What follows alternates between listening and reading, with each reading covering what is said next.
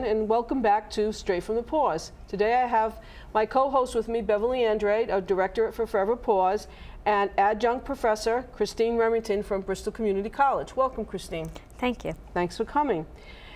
Christine, would you like to share with us a little bit about your background and eventually tell us how you ended up here at BCC? Well, my background is actually in animal health sciences. I have a master's degree out of North Carolina. I had previously been teaching a similar program in North Carolina as a department head for close to 10 years. I also teach online in hybrid classes and completely online for exotic animal care programs as well. The way I came to BCC was actually, I was a student here many years ago. Were you? Yes, I was. I graduated from BCC with my associate's degree as well in retail management. And when I moved back and was looking for a new position, I came back to BCC to teach in the biology department because there wasn't an animal program yet. Right. And so I was teaching adjunct biology here, and they had achieved a grant to start new programs. And one of them was in animal programs. And that provided me an opportunity to submit proposals and design courses to start this new curriculum, which has now finally started to launch. Yes, as a person that's been working with you, I know you have started from the ground up and moved everything up in the direction that it's moving now. And I know from our perspective, from the shelter, we really appreciate what you've done, and we really enjoy our partnership with you. Beverly, would you like to tell us a little bit about your involvement from the shelter end and what you're doing? Well, it seemed to have started with us approximately 2 years ago when we got a phone call from BCC saying that they wanted to come to the shelter and look at our facility to see if we could partner with Bristol Community College in an animal care program. I believe they started to call it a vet tech program. Right. We were so excited because that's something that I found was very needed in the community, because I don't even know where they can go. I think you have to go way out west in Massachusetts to go to college for that. So we got involved, and I joined the IACUC Advisory Committee. And through that committee, we invited Professor Remington and Christine McKenna, who is the director of BCC from Massachusetts Community College and Workforce Development Transformation Agenda, to come to Forever Paws and look at our site and see what we could offer them. And then from there, it's worked out. It has. Now, I'm also a member of the IACUC committee, but for our viewers, could you tell us what IACUC represents? Well, IACUC are the letters IACUC, and it stands for International Animal Care Usage Committee. But to ask you what that really means, I would go to Christine and say, what does that really mean, Christine? What that means is that the government has actually put in a self-checking process for anything that has to do with animals being used in training, research, education, and that way all humane efforts are always taken into consideration. And the IACUC board is made up of professionals as well as a lay person who has no affiliation with either the institution or the animals. And that way there can be unbiased opinions when it comes to procedures and upholding animal welfare and animal cruelty regulations. And so it's a double check without federal interference. Before there becomes an issue, the facility itself has taken the initiative to be a self-checking agency and make sure that all animals are humanely treated and are used appropriately, and that there is no harm, pain, or suffering or anything unjustified, as according to regulations and their purposes. Thank you for that clarification. I knew I wasn't going to be able to say all of that. Yes, as a member of that committee also, I mean, I know what we do, and we do meet periodically, and it has been very interesting and very knowledgeable. We've learned a lot along the way about that, and I've got to just say that everyone just sort of looks at Christine and says, okay, Christine, now what do we do? And she does an awesome job with that. And also Christine McKenna, let's give some kudos to Kristen. She's a great director, and as Bev explained, I won't ask you to explain what her title is again, Bev, but I do know that she's done a great job as far as publicity and trying to get information out to the public and let us know what's going on. So I think what I'd like to do now is just give us a background overview of what we've done now and where you're heading at the moment with the group. I know you've already graduated a class, which was kind of exciting. I did attend the graduation and enjoy that very much. And tell us a little bit about what you've accomplished so far. Well, we actually have a few programs that have come out thanks to the extra grant funding that has started the development of these animal-related career fields. And what we have are non-credit classes as well as credit classes. The non-credit were the first to come out under this transformative agenda brought on by the state, and that has provided 3 basic non-credit classes at this point. The first one is a 1-day, 8-hour certificate course in pet first aid for cats and dogs, and that is for everybody. You have no educational requirements. If you are simply a pet owner, a pet professional, you are welcome in the class. And you learn the standard steps by the American Red Cross for general health care, emergency preparation, and emergency techniques in order to transport your animals safely to a clinic. And then we have 2 training programs under the non-credit for entry-level career placement, being veterinary office assistant, which is for the front end doing veterinary reception and client work. And that is a 6-week, 120-hour program. And then we also have an animal husbandry technician certificate, again non-credit, 6 hours and 120 hours total. So that way students who wish to be working hands-on with the animals in a direct daily care process, cleaning, feeding, walking, enriching animals, can do so. Okay, that's very interesting. Now, I know that you did, we said we had our partnership with Forever Paws and you come to the shelter. Could you explain a little bit about what your students do while they're with my staff at the shelter? It depends on the class they're in, but all students start, whether they're non-credit or credit classes, they all start with the basics on cleaning, feeding, sanitation, general husbandry, care practices, and seeing how it relates to a setting such as the shelter where you really have to be concerned about disease control, but also animal welfare. Most of these animals come from varied backgrounds, and so you also have to take into account the psychological well-being of the different animals and transitioning them from possibly a life of being a stray or a neglect or an abandoned or given up, unhealthy, into a healthy, wholesome environment. Yeah, and I've seen you down there with a few of your groups, and I found it very interesting. I know from a personal aspect, as because I do the hiring at the shelter along with Bev, and I think that we find it very difficult because some people will come in and just say, I put it out on Craigslist or in the newspapers and just say, looking for example, a kennel worker. And they'll say, I'm highly qualified, I've had animals all my life, I've had cats or I've had dogs, and I know how to take care of them. And then when you start asking, well, what else do you know about that? And you start saying, well, what did you give your animals for, medical experience throughout the year? Oh, well, I don't know, did you ever give them vaccines? Well, no, we didn't go to the vet, we just didn't, we just had our animals, they were pets. So I think people a lot of times just come in and don't have any experience, and I think your program is really going to help area, like ourselves, as well as veterinary clinics, to help find the people that need to work there. I'm not saying that people, and I have some people that have never had the experience, have come on board and worked with the, experienced staff and have done a great job. But I also know that just owning your own pet isn't just enough what you need.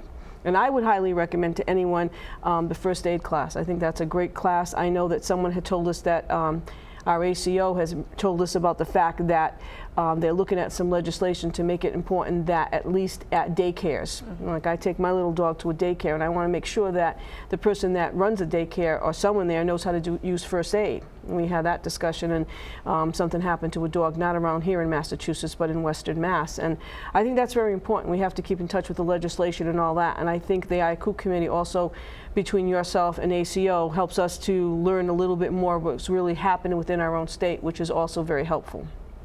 I greatly appreciate that. I know I personally have enjoyed the partnership a great deal.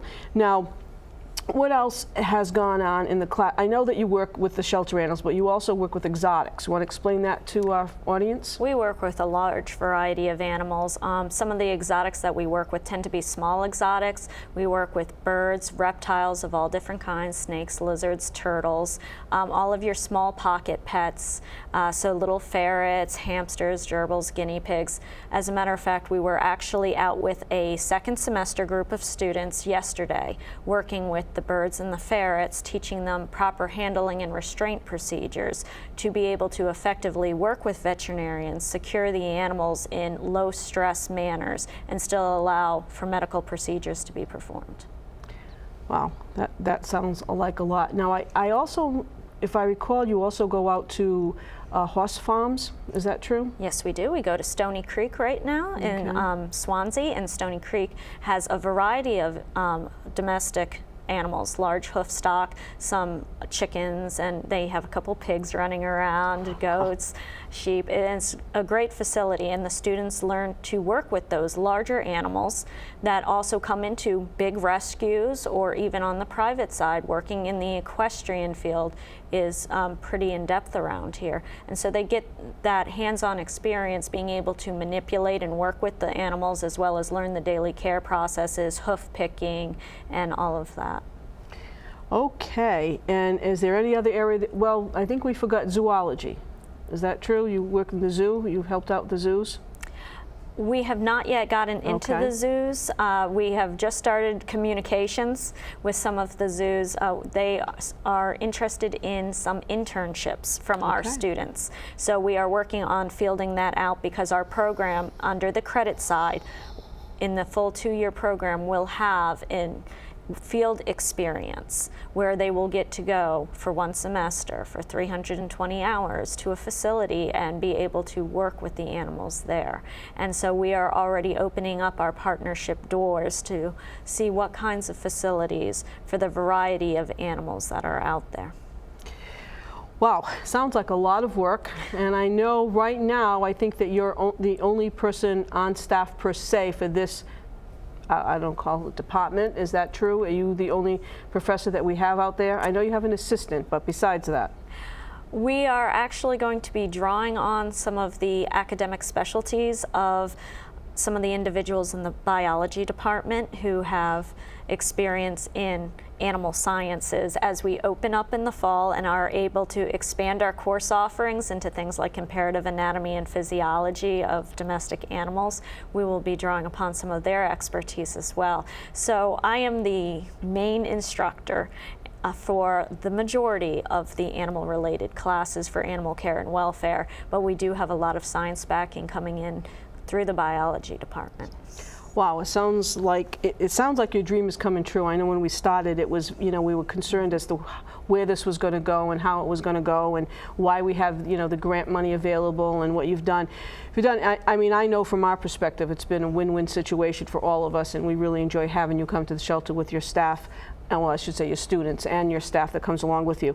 I think at this point, Chris, we're going to take a break, and after the break, we'll come back and we'll talk a little bit more in depth about your entire program. Thank you.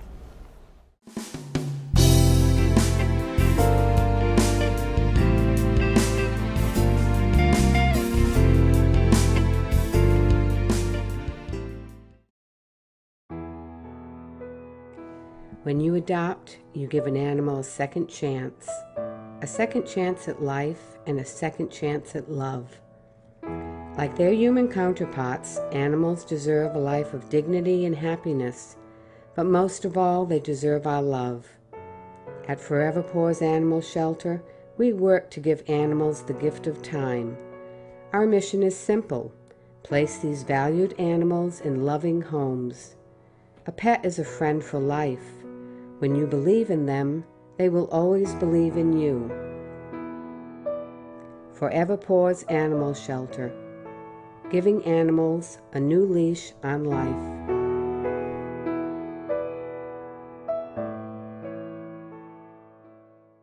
Welcome everyone back to our section of Straight from the Paws. In case you missed our first session, we're here this afternoon with Adjunct Professor Christine Remington from Bristol Community College and my co-host Beverly Andrade. And at this session, I'm going to ask Bev to start asking Christine some questions.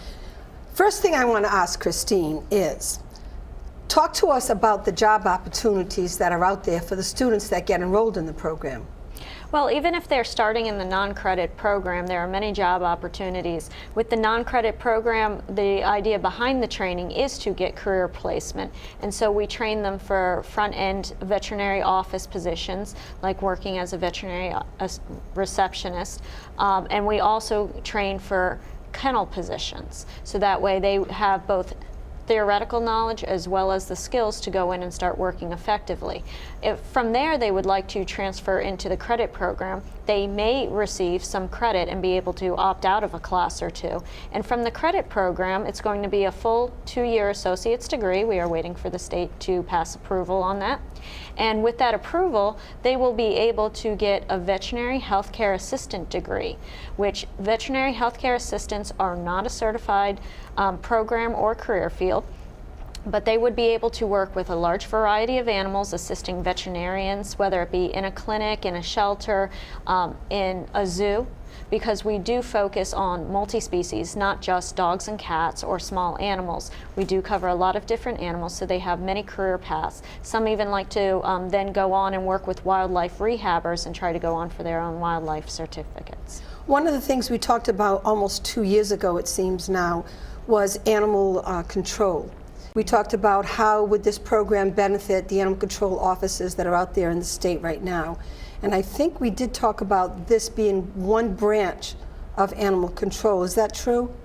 Well, there are several branches of the animal control that can benefit from this. First of all, because animal control has to rely on some form of a shelter or a holding system, you want those people to be competent when they are handling the animals, especially those that are being cared for from neglect cases or for court cases. And so therefore we are training the entry-level positions that are taking care of those. As well, hopefully in the future we will be able to extend into an animal control certificate or animal welfare certificate that will deal more directly with the upcoming legislature, as well as dealing with things like evidence collection and cruelty investigation techniques. Almost like a CSI for animals. Well, kind of. I don't know if it'll go that far at But this it sounds level. like it's the beginning of something along those lines. It sounds exciting. I know if I was a lot younger, this was something that I would jump into. I know I would. I would like to ask you right now to explain to our studio audience or our television audience about the programs that are going to be offered this fall. Okay, this fall. The classes, that we're going to have this fall. This fall we will have 2 sessions of animal care classes. We will have classes for those students that are continuing. Some have already started both in fall and spring, so they will have more advanced classes going into essentially a second year in the program. And then we will also have the mainstream first semester classes being offered. And what those really entail, especially for the people who are now just learning about the program, is that there's going to be an intro to animal care and management, which talks about basic husbandry, all the care practices, caging, housing, sanitation requirements for different species of animals, as well as the record keeping that goes on with that. We also have veterinary hospital procedures where they learn how to work in the front end and deal with clients, so they're working on their customer service skills, as well as office work, paperwork, a little bit on computers. We actually use veterinary office software, which is something unique to our program as compared to other facilities that offer training for animal care specialists. And they have animal behavior, which to me is a cornerstone. No matter what field you're working in, you need to be able to understand and read the language of the animals for safety as well as for healthcare concerns, because the animals will show behaviorally when there is something wrong with them. Where do the students go right now that are taking these courses? Where are they? Are they on the Ellsbury Street campus? Are they on the Duval Street campus?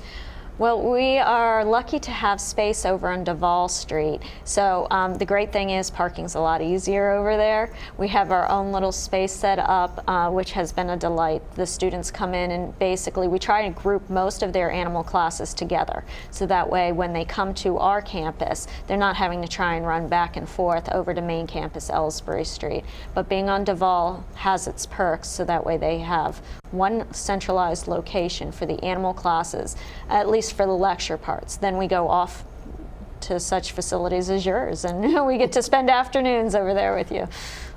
Are they taking any laboratory type classes?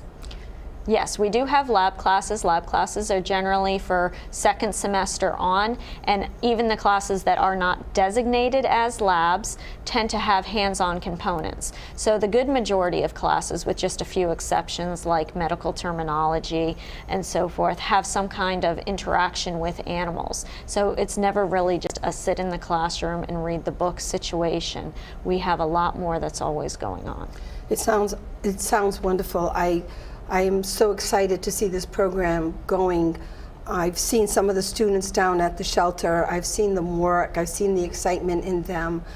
And I have not been to the classes at the Duval Street campus, but I've seen the students that go there, that come to the shelter, and I think that it's a great program for our community. And one of the things I wanted to ask you is, where do you think the need is for our community right now for these students? Where do they think they can go from here? Oh, they can go everywhere from here, because with changes in legislation and attitude towards animals in general, whether they're pets or being used professionally in any means, we're getting more and more requirements, legal requirements, as well as we're developing our own ethical obligations to the animals. And with that, employers want to see more and more from the ground up people that have training, have education and an understanding. It's great to have a heart and a passion, but if you don't know how to control disease, if you don't know how to identify potential problems or look for health or behavioral issues, then a lot of things fall through the cracks. So everybody is asking for training plus experience, and that's why we try to build in those hands-on components. And it's everything from the ground up, being kennel assistants, being front end at a veterinary office, working in shelters, volunteering anywhere they want experience, and then to even want to move up and work in the medical profession and work in a veterinarian's office and be the one taking temperature, pulse, respiration, and client histories in the room with the veterinarian. All of those can be achieved through these programs at BCC. How does someone get involved in this? Well, Again, who would they call? Who would they call? Yes, I think Oh, I'm going to be losing my voice. okay, so. I'll take care of it. I think that we have a number on set up, and you know the number? You have the number there. The main line of campus is 508-678-2811, and extension 2718 will connect them with Kayla Medeiros, who is very good at filtering them into either the proper non-credit or credit advisor to then register them for classes. They'll have to fill out the normal BCC college application if they're going for credit classes. And then from that point, we can sit down and work with them and advise them on their course scheduling and work with them. Okay, and I also know that on the IACUC committee, we also talked about they do have to take, if they're going for the 2-year program, they have to take some English classes and you know, some of the other, I call it basic classes that other students would have to take for the 2-year program. Is that true? That is true. They have general course competencies because it is college level, in that they will take English and math, they take a sociology, they take a science, which is a biology, so that way they can go into comparative anatomy and physiology, which is the fun stuff. And so we have history built in, and that way, even if they choose to advance their degrees beyond BCC, they do have transferable credits as well. And if I recall, when we were talking about this program, getting the program off the ground, we were told that BCC is the first community college in Massachusetts. Is that correct? Or in this area, in Eastern Mass rather than Western Mass, to have this program? Well, it's this area. There are 2 certified vet tech programs, but even that, certified vet techs are a little bit different than what we are offering. We are the only program in this area, and we are probably the only program that has non-credits in animal care. Okay, and that's a important point to point out, because it could be anywhere from a groomer that owns their own groomer that wants to get the, you know, the Red Cross certificate, to someone that owns a daycare for animals, or it could be someone like my staff that's working. I know we've sent several of the of our own staff members to that 6-hour program on a Saturday to get certified, and I think that's really important, and I think it's wonderful, because prior to that there was nothing in this area, and I know we had a couple, you know, programs going up at in Boston, But that's still a transfer up there and back and forth. Having it local has really been very, very helpful. They say that in Fall River in the city we have a lot of stray animals, a lot of stray cats and feral cats and all. I think the police department have reported over 100,000.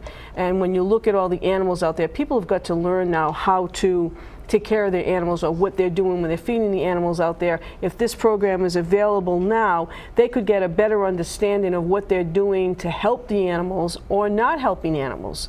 I think if they get people to work with them in a better situation, I think that they'd understand it better. Everybody thinks of them as their, even the feral cats outside, maybe as their pets. Well, they're not really. You don't have to. What you mentioned before about the handling and the sterilization and all that, that's really important.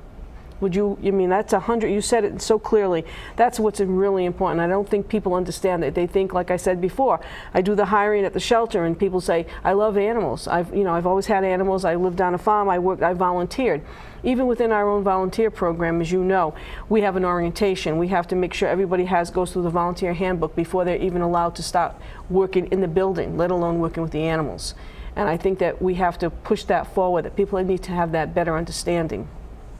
Is there anything else that we've forgotten to ask you today that you might want to bring up that we might not have asked you about the program individually?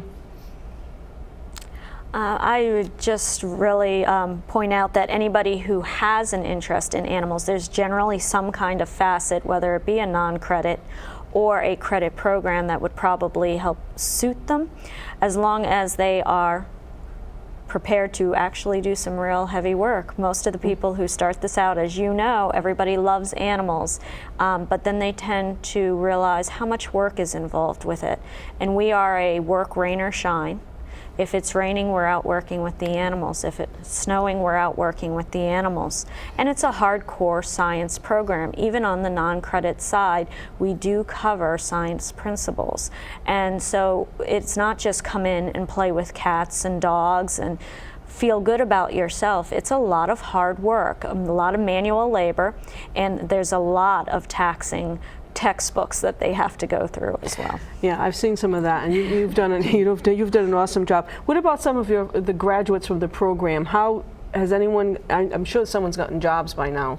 A couple of your students. Yes, we have had graduations from some of the non-credit classes, and actually what I think is a feather in our cap is that the pet first aid class, which is non-credit, has even drawn in vet techs who already have positions just to update their skills.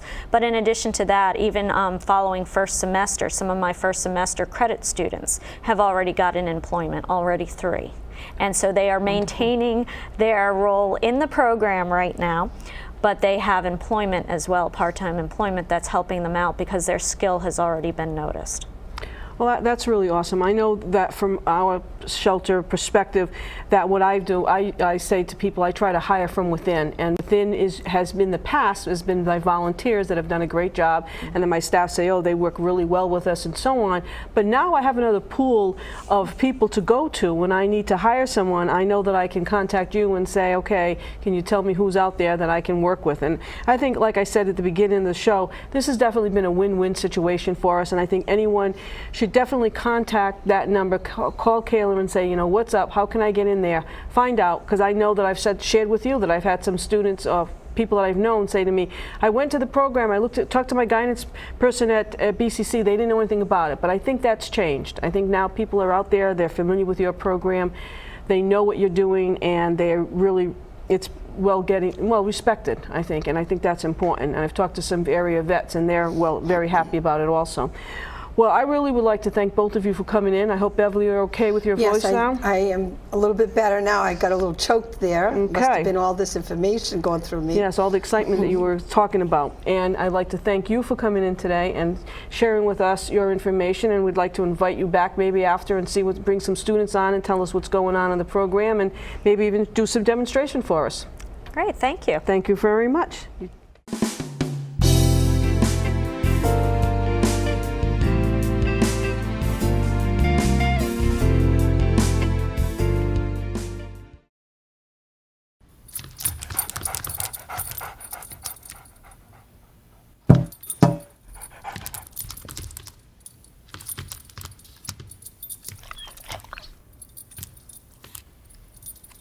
There's a shelter pet who wants to meet you.